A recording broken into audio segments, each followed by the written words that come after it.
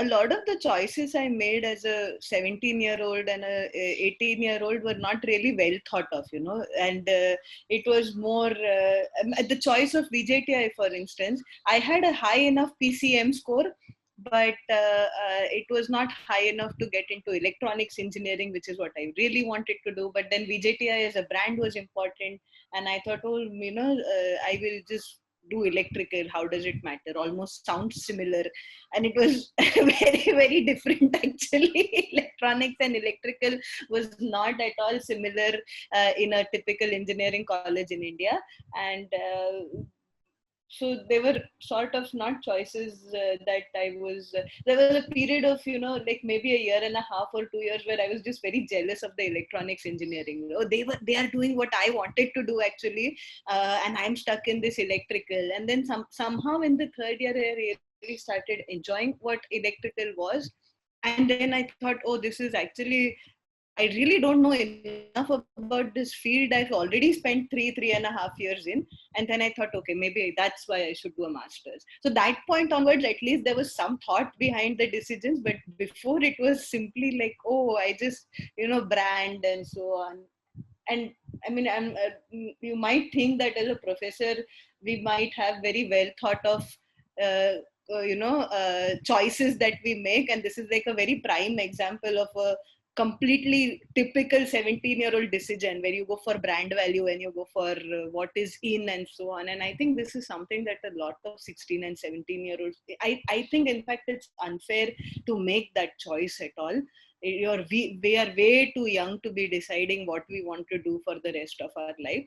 Thankfully, I ended up choosing electrical engineering, which was wide enough to let me do anything else I wanted later on. It never constrained me. And other than, I think, getting rid of biology. So I have, just to give you a background, in my family, almost every person is a doctor. So the real doctor, and not the PhD wala doctor. So I was very sure I never wanted to do biology, and I did not want to become the real medical doctor with a stethoscope. So that was that was one conscious choice, to drop out biology as soon as I can. But the choice of electrical engineering was really driven by brand value, and so there was a period of sort of jealousy in the first few years of my engineering college, because I didn't get to do electronics engineering, which was the in thing to do. And then after that, it was more sort of, no, I actually like what I'm doing. I started discovering I like what I'm doing, and I wanted to do more of it. So that was more or less what my college years were like. And I was very studious. I was not that big. I did have fun, but it was not, we didn't have as many opportunities, I think, for typical Mumbai University college. You don't get that many extracurricular activities like I see students here engaging. So it was very linear. We studied, we hung out for a bit here and there every once in a while, and that was about what college life was really for.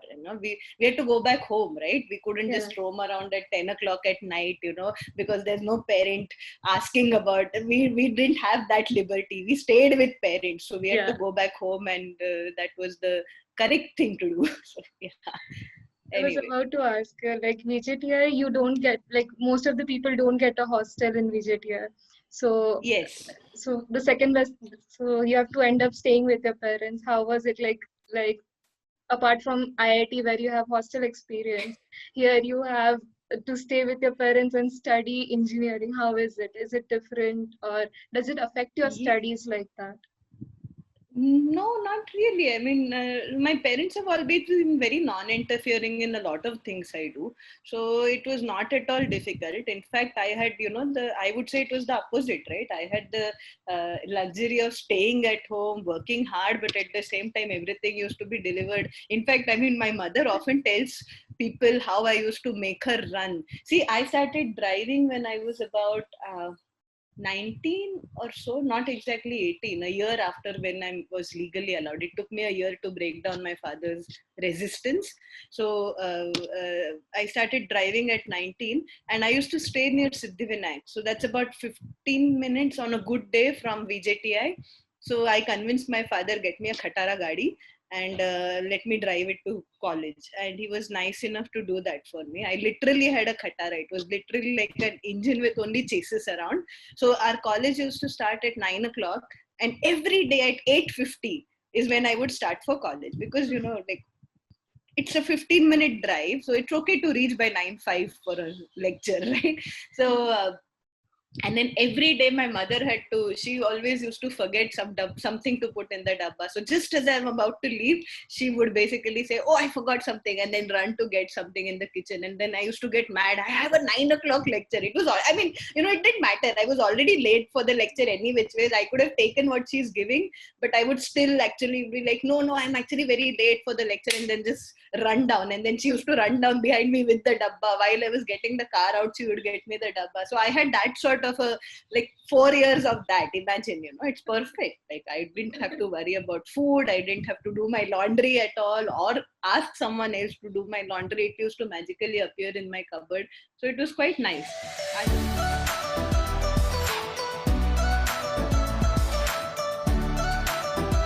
For example, to first just get used to living on your own. So many small things which I didn't do, like have a bank account and have a pay electricity bills. Like, you have to actually have your own electricity account and so on and so forth. So there was a lot of learning involved in that. And then of course I remember, like, I had a roommate, and we used to, like, meticulously, like, the electricity is like 45.5, so I pay 22.75 and you pay 22 whatever, like, literally write down all those fine details. And then, tune ye paisa nahi diya, wo paisa nahi diya. And this was, of course, because we used to get paid as a teaching assistant and a research assistant. There was a fixed salary, and then you want to make sure that you have enough to do all the masti maja that you want to do also, because we cannot get pocket money from parents anymore. That was a given. So it was those were some hard times. Thankfully, my parents already had a habit of giving me a pocket money, and they never gave me anything extra. So I knew to manage myself within a budget. In fact, I always used to have a healthy balance also. So that was easy. The money part was easy, but, like, getting to do all those small tasks, cooking for yourself and so on. And I remember, I think there was this one incident where we both, my roommate and I, we decided, she was a Muslim, and she said, I'll make biryani, and I said, oh good, I'll make pav bhaji. And we had, like, no idea of quantities, so we ended up with, like, one bucket full of pav bhaji and one bucket full of biryani. And we were both girls with not that healthy an appetite. So, we ate it very nicely for the first day, second day also. By third day, just looking at it was like, ye to khatam hi nahi ho raha hai. This is like never ending pav bhaji and never ending biryani. The courses were a bit different. They had a lot more, especially because I only studied PG. So I cannot speak about UG. I can't speak much. But PG, I remember the courses had a lot more rigor in the math. So everything was very mathematics driven, which I don't necessarily see here. Here it's almost like there's the engineering and the math seems to be, oh, you could do math or you could do engineering. People don't see that they can be together as well. And especially for PG, I feel that there is a need for certain subsystems, at least certain categories of research, to have a healthy math background, because that the analytical thinking that a PhD requires comes very cleanly if you are involved in deeply in math also. And that is something I don't see happening here, which is, I think, one positive change that we could try and adopt in our system. As far as the UG goes, I do know that I was a TA for the one course that we have here had a lab equivalent in UIUC. It was called, like, the 101 course, E101 and EC 101. It used to be very common in many big electrical engineering departments in the US. And there the students were a lot more, I would say, bindas as far as doing experiments is concerned. So the way this course was structured was, they were always given, like, input-output mapping. Okay, they would not be told what's inside, because they would remember these were just like first-year students, and they were just introduced to hands-on work right away. And they were just told that, oh, if you do give this input to this black box, this is what it will do. If you give this input, this is what it will do. And they were taught everything in that manner. And then they were given an end goal. And now use all these devices available for you to build a car or to build a robo or to build something. And they would come up with like these really fantastic sort of ideas, which you would, of course, with just, they don't need to know what's inside, but they do need to know, oh, this means this means this, and then make connections and put something together. That was an early on sort of introduction to hands-on work, which is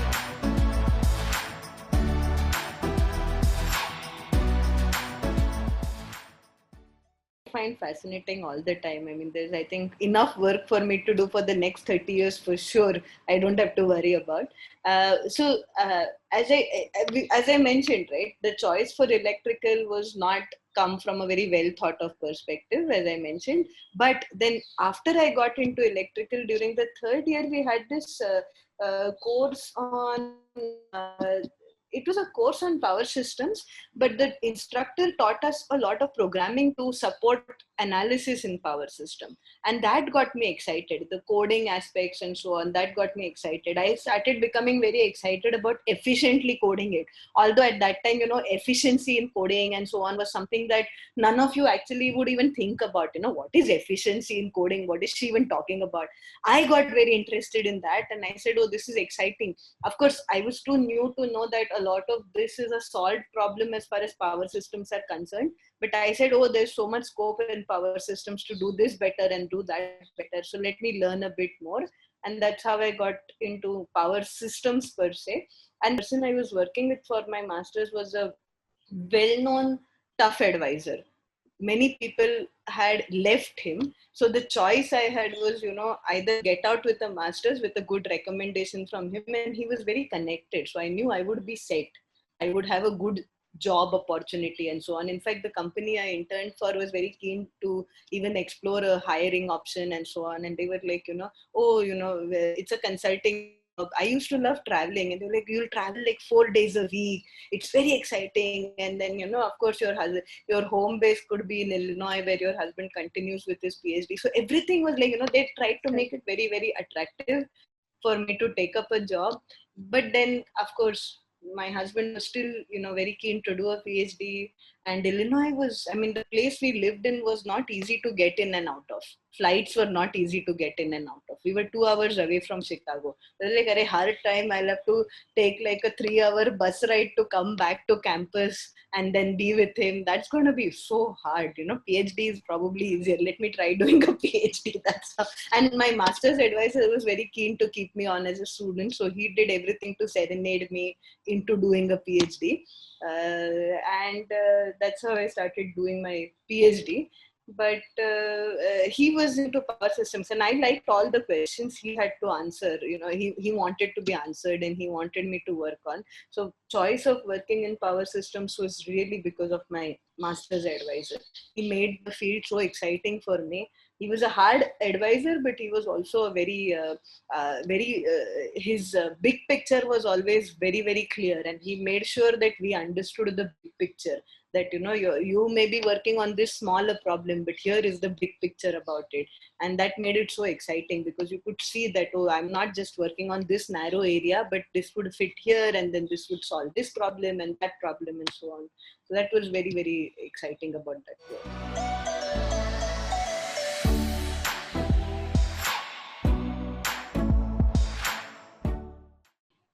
Let's see. I think the main reason to choose academia for me was this is going to be politically very, very incorrect. Okay, so very early on, okay, the reason I got into research was I enjoyed the work I was doing with KEMA. Okay, the project I had at KEMA was really to come up with a way to do long-term simulations for electricity markets. So what would be the long-term outcomes of having an electricity market? Okay, so this was around 2007, and by that time, electricity markets in the US were still fairly young. They were like 7, 8 years old. India did not even have a full-fledged electricity market at that time. And so the question that their client who was in fact an electricity market operator, had asked them was, can you prove that the existence of an electricity market has long-term benefits for the system? And so they were working on it. And then I remember sort of very early on recognizing that, oh, if I just tweak the parameters of my tool like this, then the answers I get come out in the favor of the client. And then if I tweak the parameters of my model like this, the answers don't really come out necessarily in the favor of the client.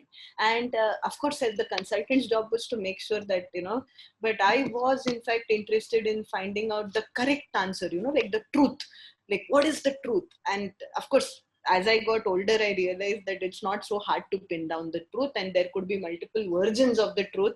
It may look different from one perspective, and it may look completely different from another perspective. But this comes with age, right? You have to have a couple of gray hairs in your head to before you can recognize this fact. But at 2008, it seemed like that's what I want to do, and then that's why I didn't want to become a consultant. I wanted to actually get into academia. And it was also easy because I was very keen to also have a fulfilling, I wanted an all-round life. Like, I didn't want to have work become my life. I wanted to have time to sort of engage in other activities. Like, I loved cooking, I love reading, I love traveling. So I didn't want to have this space where working day in and day out, and I wanted the opportunity to have a well balanced life. And I had seen my mother sort of become a good teacher, a good mother, a good wife, and a good many other things while while becoming a professor. So I thought, oh, that is something potentially even I can learn to do, and I can have a balanced life like she led, if I choose to become a professor. So that was, I think, one primary. My mother was a big motivating factor for this choice, and the work with Kima also, of course.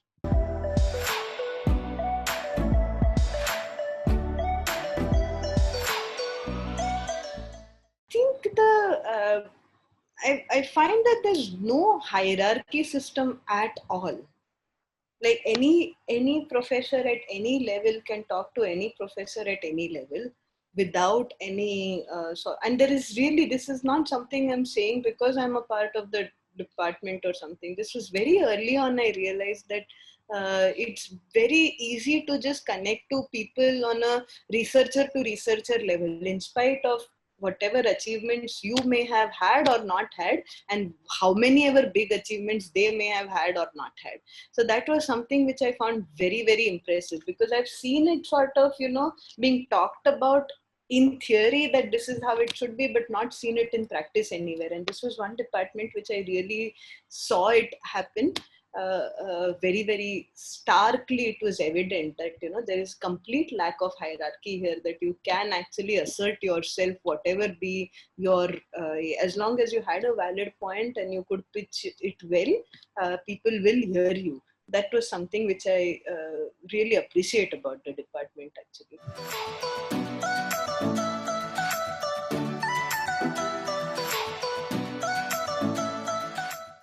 So I remember, like, the first time, see, my first two courses, 2013 when I joined towards the fag end of the semester. So it was really towards the end of 2013.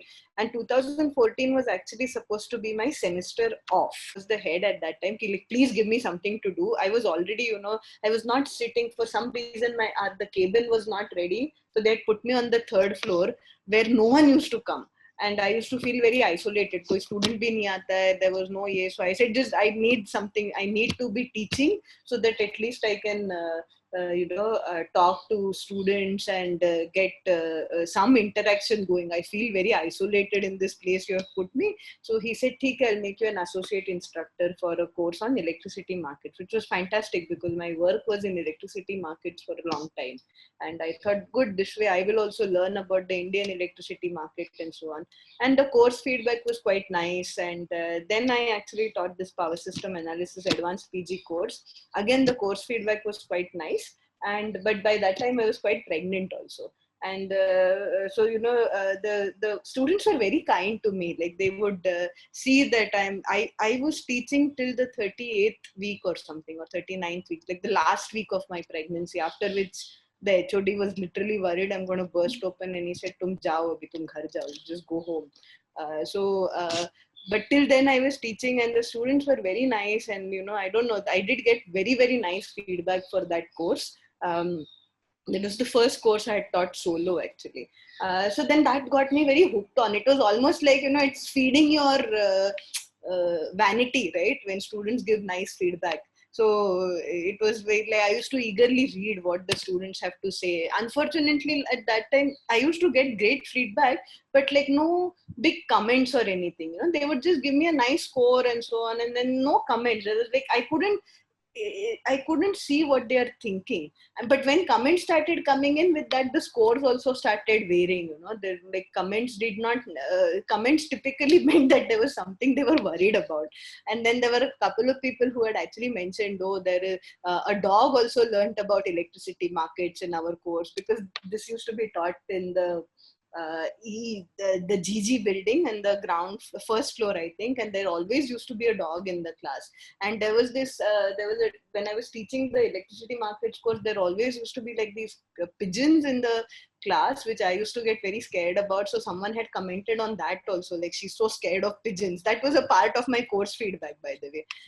Then someone else had said something completely like, oh, she should learn how to teach from senior professors. But I mean, I would have rather have them tell me what specifically I should learn, like what is it that they found lacking. So there have been some very interesting sort of course feedbacks that I have had to read, but most of them have been kind. And what was nice to see was a lot of people did recognize that there is effort being put, and some of them like positively mentioned it. Like she will make an effort to answer questions. Even if she doesn't know it, she'll come back and answer later. And that was good, because I didn't think my job was to make sure I know every single thing, but my job was to make sure you understand every single doubt you have. So if I can't answer immediately, I'll try to answer the next class and so on. And earlier I thought that could be something that could piss students off, why don't you know the answers? But it was nice to know that, as long as I give an answer, they are okay with it, and they recognize that I also have to work hard for it. So that was good part about the course feedback, I would say.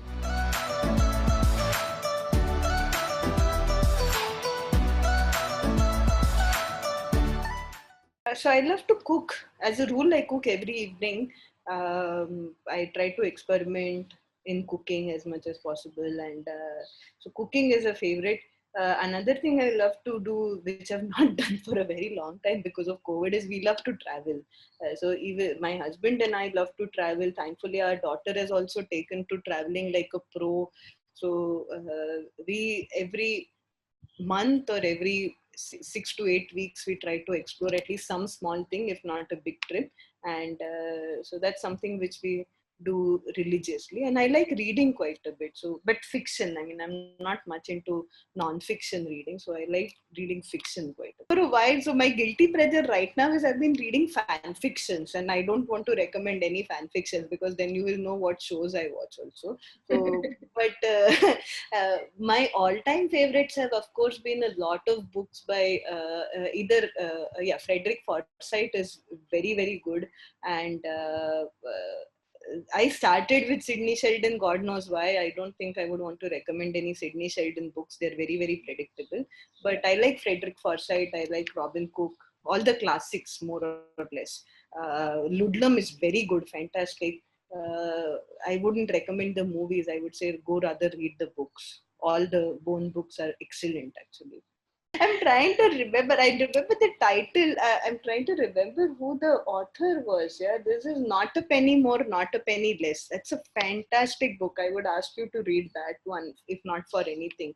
I can't remember the author though. I read that book like 20 years ago, so I can't remember the author right now. For some reason, वो ऐसा नाम जुबा पे आके रुक गया है. But that's a fantastic book. Not a Penny More, Not a Penny Less.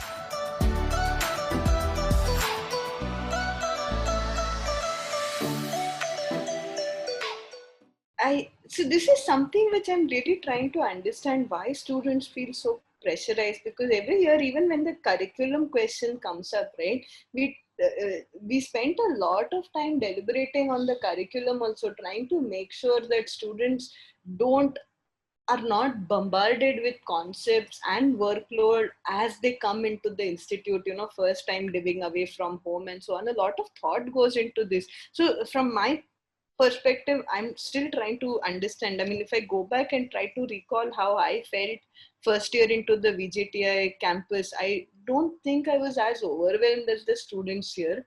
And so and for that reason, for that lack of empathy, I would say it's very hard to give a concrete piece of advice. But one thing I would tell students, generically, many students who I have advised as a faculty advisor and so on also, I have always mentioned that, life doesn't end with anything. Like, this is just a phase in your life. You finish it, you move on, you progress, and you should not focus so much on the end, like, oh, how am I going to get a good grade? Because grades and all of those things, they are really a end sort of result, right? And then if you don't enjoy the journey as you reach towards the end, how does the end even matter eventually? So if you live so much just focusing on the end, ki mujhe ye grade kaise milega, am I going to get that 9.3 or 9.4 or whatever 9 point you're aspiring for? Or maybe you're not a 9 pointer and you're actually a 6 pointer, and then you keep worrying about, अरे अभी 6 point मिलेगा तो फिर 4 साल बाद is this company going to pick me up and so on. What you're eventually, by focusing on all those things, what is happening is that you're not really in the moment, living in the moment. You're really living only for the future. The future comes and goes, and even you did not even live in that moment. So I think students should just learn to relax the pressure on themselves a bit. And I think this is easier said than done, because even at even in your 30s and your 40s, this is a message that people don't really understand. And there are, that's why all these art of living and or other arts of whatever become so famous and so popular, right? Because these are essentially the life lessons that they are trying to impart to 40-year-olds and 30-year-olds also. So I think for a 17-year-old and an 18-year-old to appreciate this advice also, it's going to be very, very hard. But nonetheless, I want to put it out there that, you should, of course, worry about the results, but not to the extent that you stop living in the moment, right? And try to absorb the experiences as much as possible, so that, there is some, they all of them are going to leave some sort of an indelible mark on you. And if you don't really focus on the experiences but keep focusing only on the end result, then you're going to miss the journey, and that's going to be sad. It should not happen that at the end of 4 years, when 20 years from now, if you're facing an interview like this, you don't have some like fantastic anecdotes to give from your uh, college life, or from your PG life, or whatever it may be. So I think you should learn to live in the moment a little bit. And fortunately or unfortunately for me, sometimes I think I live in the moment too much and don't worry about it. But that has given me some very, very good experiences. So I think that is something that students should learn to do a bit.